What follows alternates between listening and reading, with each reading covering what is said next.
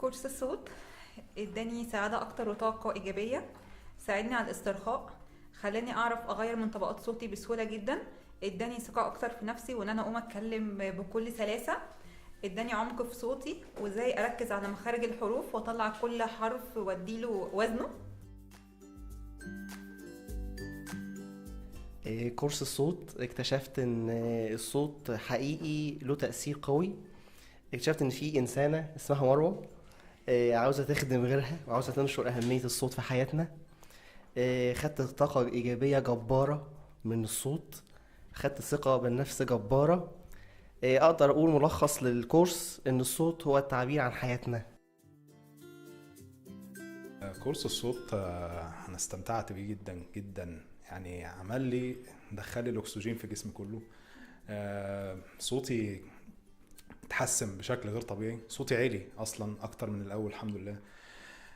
حسيت بطاقة جميلة وقدرة تعبيرية عن صوتي بشكل جميل جدا، وقلل التوتر بنسبة كبيرة، وهشتغل ان شاء الله عليه لغاية ما اقلل التوتر خالص.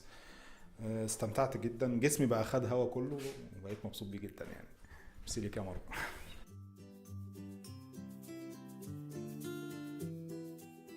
اتعلمت في الكورس مع مروة الإبياوي ازاي تقدر تتحكم في صوتك بطريقة كويسة، ازاي تستخدمه في البابليك سبيكينج وتقف وتتكلم بثقة، ازاي تقدر تعبر عن اللي انت عايز تتكلم عنه وتبقى حاضر في اللي انت بتتكلم فيه والناس كلها حاضرة ومستمتعة معاك. الكورس كان إضافة كبيرة جدا بالنسبة لي، وأنا بتمنى إن أنا أستمر مع مروة الإبياوي على طول. كورس الصوت فهمت مدى أهمية الصوت وإزاي هو مؤثر، وأخدت جرعة طاقة إيجابية كبيرة جدا، وبالتالي ابتديت أثق بنفسي بشكل ملاحظ جدا، وتعلمت إزاي أقف أعمل برزنتيشن قوية.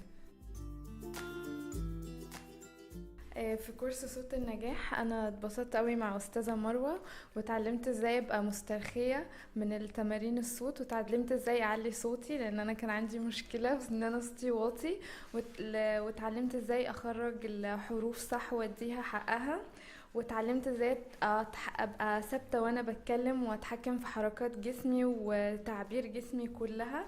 انا شخصيا زعلانة جدا ان الكورس خلص.